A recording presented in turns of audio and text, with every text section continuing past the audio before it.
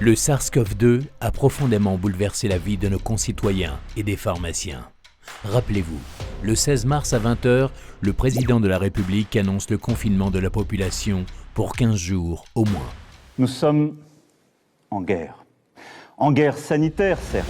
En quelques semaines, ce coronavirus venu de Chine plonge les Français dans la stupeur et l'effroi et propulse les pharmaciens en première ligne pour combattre l'épidémie.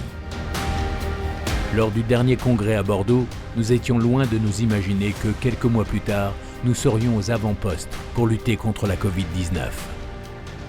À l'automne 2019, nos esprits étaient en effet plutôt préoccupés par un PLFSS prévoyant plus d'1 milliard d'euros de baisse de prix sur les médicaments et les dispositifs médicaux, et par le fameux avenant numéro 19, censé rééquilibrer financièrement l'avenant numéro 11 qui aurait surperformé.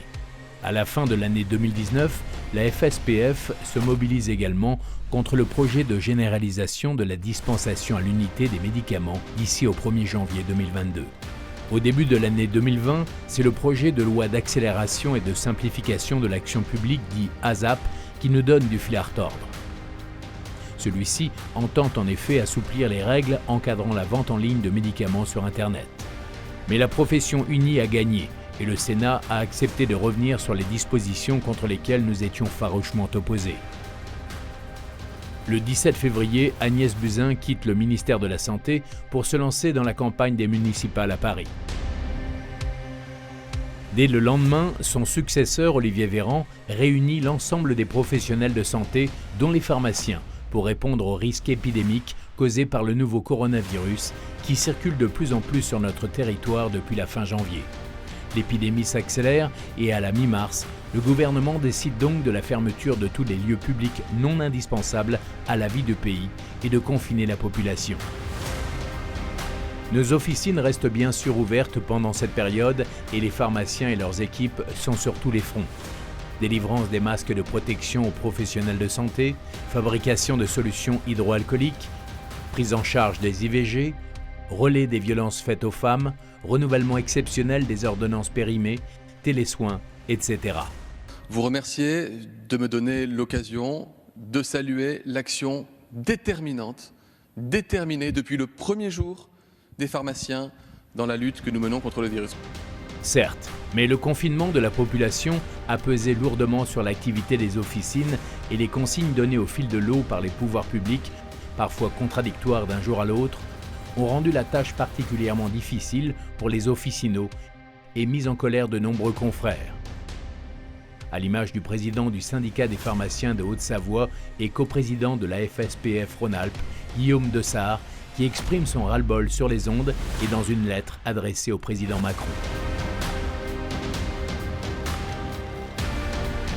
Très sollicités par les médias durant la crise, les représentants de la FSPF se sont mobilisés dès le début pour simplifier le dispositif de distribution des masques et en obtenir en quantité suffisante pour l'ensemble des membres des équipes officinales, préparateurs compris. Si vous pouviez faire passer le message à vos directeurs d'école de considérer les préparateurs et préparatrices en pharmacie comme les pharmaciens, ça nous permettrait de pouvoir continuer à nous occuper des gens dans les officines. Malgré la crise, le dialogue social a été maintenu. Sous l'impulsion de la FSPF, les partenaires sociaux trouvent un accord afin que les salariés placés en chômage partiel ne subissent pas de diminution de leurs droits en prévoyance et en santé. Quoi qu'il en soit, au-delà du ministre de la Santé, l'engagement des pharmaciens contre la Covid-19 est reconnu jusqu'au sommet de l'État et des confrères sont mis à l'honneur à l'occasion de la fête nationale. C'est très important pour moi, beaucoup d'émotions aujourd'hui, beaucoup de reconnaissance pour m'avoir offert cette possibilité d'être ici aujourd'hui. Fin mai, la bataille contre le SARS-CoV-2 n'est pas encore gagnée et le gouvernement souhaite accélérer la modernisation de notre système de santé pour mieux répondre aux crises sanitaires avec le Ségur de la santé. Auditionnée dans ce cadre, la FSPF présente 26 propositions qui représentent son ambition pour l'officine dans la période post-Covid-19. Mais le monde d'après est à peine dessiné qu'il est rattrapé par le monde d'avant. Le 1er juillet, la dispensation adaptée entre en vigueur. Une usine à gaz qui rabaisse les pharmaciens à de simples compteurs de boîtes. La représentation nationale semble avoir pris conscience de l'importance de la profession de pharmacien d'officine pendant la crise.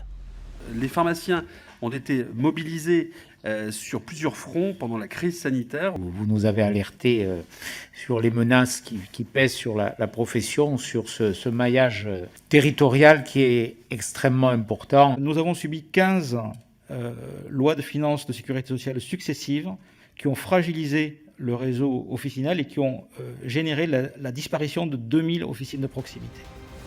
Le PLFSS pour 2021, actuellement en discussion, doit être l'occasion pour le gouvernement de montrer qu'il compte bien s'appuyer sur le réseau officinal dans les années à venir. La FSPF y veillera.